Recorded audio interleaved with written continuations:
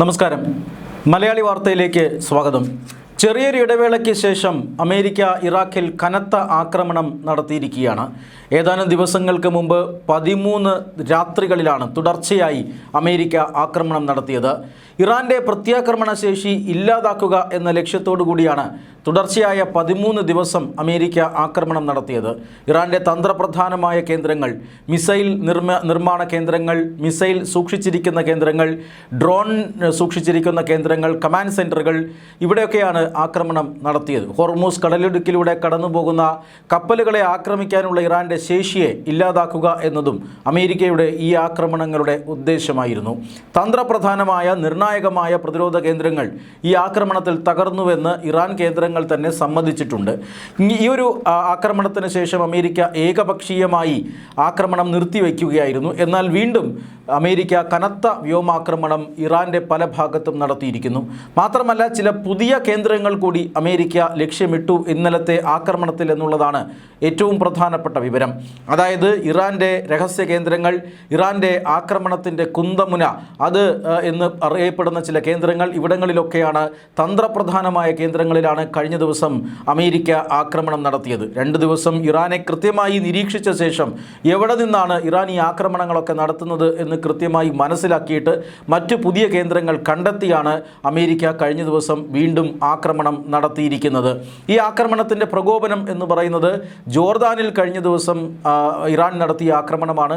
ജോർദാനിൽ കനത്ത ആക്രമണം കഴിഞ്ഞ ദിവസം ഇറാൻ നടത്തിയിരുന്നു. അമേരിക്ക ആക്രമണം അവസാനിച്ചു എന്ന് പറഞ്ഞപ്പോൾ തന്നെ തങ്ങളും പ്രത്യാക്രമണം അവസാനിപ്പിച്ചു എന്ന് ഇറാൻ പറഞ്ഞതാണ്. പക്ഷേ ജോർദാൻ ലക്ഷ്യമാക്കി ഇറാൻ കനത്ത ആക്രമണം നടത്തി. ഈ ആക്രമണം, അതായത് ജോർദാനിലെ അമേരിക്കൻ ബേസുകൾ കേന്ദ്രീകരിച്ചാണ് ഇറാൻ ആക്രമണം നടത്തിയത്. അമേരിക്കയുമായി ഇനി ചർച്ചയില്ല എന്ന് വ്യക്തമാക്കിയതിന് ശേഷമായിരുന്നു ഇറാൻ്റെ ആക്രമണം. ഇത് മാത്രമല്ല, ഇറാൻ ഹോർമൂസ് കടലിടുക്കിലൂടെ കടന്നുപോയ 3 ചരക്ക് കപ്പലുകളെ ആക്രമിച്ചു എന്നുള്ളതാണ്.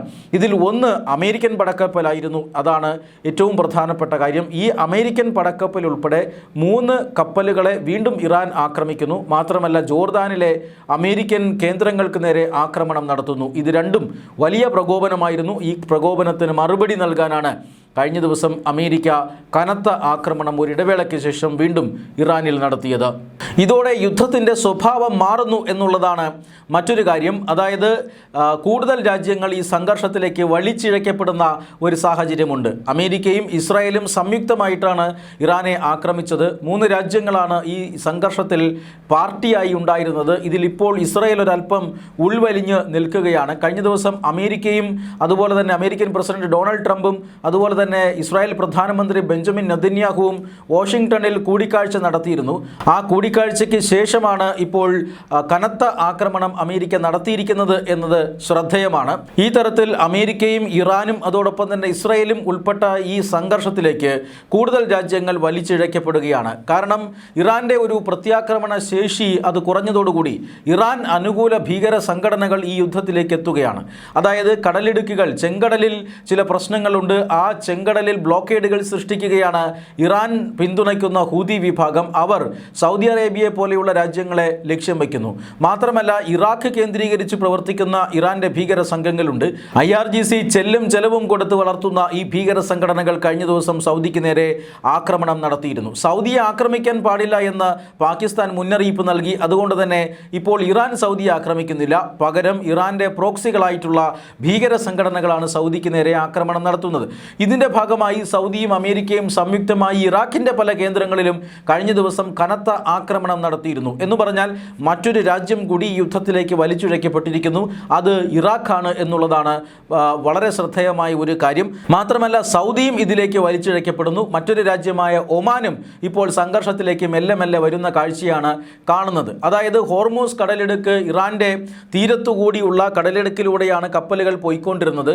ആ കപ്പൽച്ചാൽ മാത്രമാണ് ഇറാൻ ഇപ്പോൾ തുറന്നു വച്ചിരിക്കുന്നത്. ഇറാൻ്റെ അനുമതിയോടുകൂടി കപ്പലുകൾക്ക് അതുവഴി കടന്നു പോകാം.